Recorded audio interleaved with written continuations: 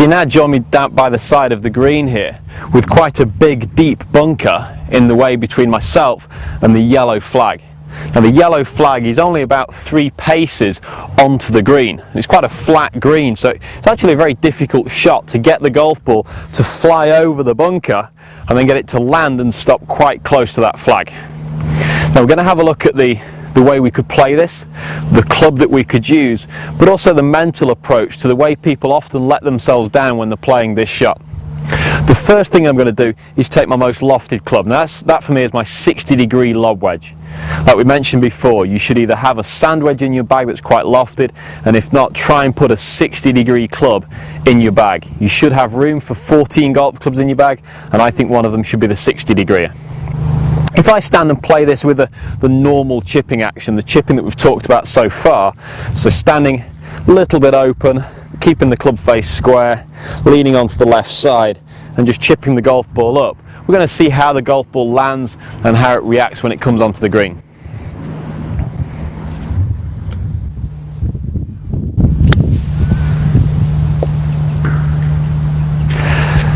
So you can see with where that golf ball landed, it landed a couple of paces over the bunker, which is a nice margin of error. I wouldn't want to land the golf ball right on the lip of the bunker, just in case I caught the ball slightly incorrectly, maybe slightly heavy, and it landed in the bunker. So I build myself a margin of error of maybe 2 paces.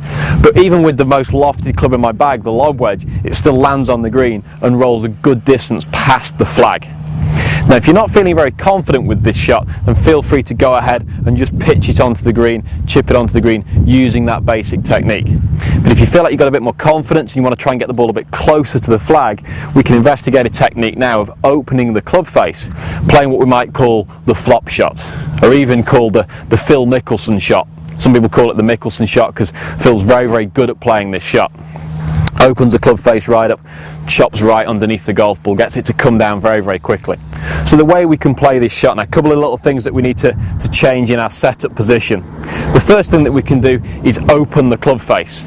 So we take the golf club and we want to twist it in our hand so the club face sits very, very flat to the ground. Almost feel like you get a glass of wine balanced on the club face there. But it's very important that you don't grip the club and then twist it, but you twist it and then grip it. If you grip the club first and then turn it, your hands will just want to return back to their normal position. So it's important that we lay the club face wide open, like you could get that glass of wine balanced on the face. Then you go ahead and hold your hands onto the golf club.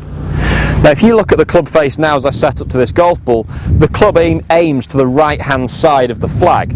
Now I need to compensate for that by aiming myself, my feet, my hips, but also on this occasion my shoulders left of the flag. So as I aim the club out to the right hand side, I aim my feet, my hips, like I said on this occasion also my shoulders.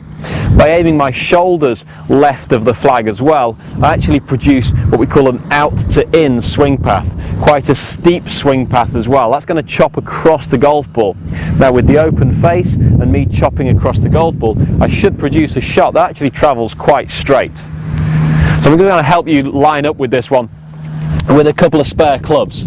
So you could take 2 spare clubs here. The first one aiming out to the right by around about 15 or 20 degrees, which is the angle that the club face is aiming at, over on this line right here. And then this club aiming the opposite direction by maybe 15-20 degrees this direction. So the first club is aligned for my club face. The second club is aligned for my knees, my hips and my shoulders. And if I go ahead now and swing along the line of this second club, it's quite important that I don't try and push the ball out towards the flag or along the line of the club face, but I swing along the line of my feet. We should produce a shot that goes very high up into the air and has quite a lot of spin on it when it comes down and lands. So we're trying to get this ball really close to the edge of this green and right close to the edge of the flag there. So aiming open with the feet, aiming open with the club face, and then nicely chopping across. Now you can see that shot was very, very tight. It shot very, very high up in the air, but landed right on the edge of the bunker. So probably a little bit of an under-hit shot there. So if I take another shot now, I'm going to adjust slightly. I'm going to hit the golf ball a little bit further and try and get it a little bit closer to the flag.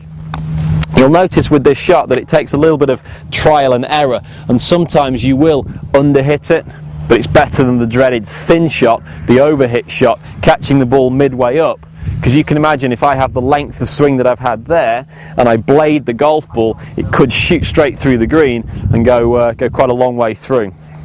So I'll take this shot again now. Open with the feet, open with the club face, and then chopping across the back of the golf ball. That one lands nicely on the fringe of the green and just trickles down nice and close to that quite tight flag position, leaving me a good opportunity to hole the putt. So if you're feeling confident, you go ahead and try the Phil Mickelson flop shot.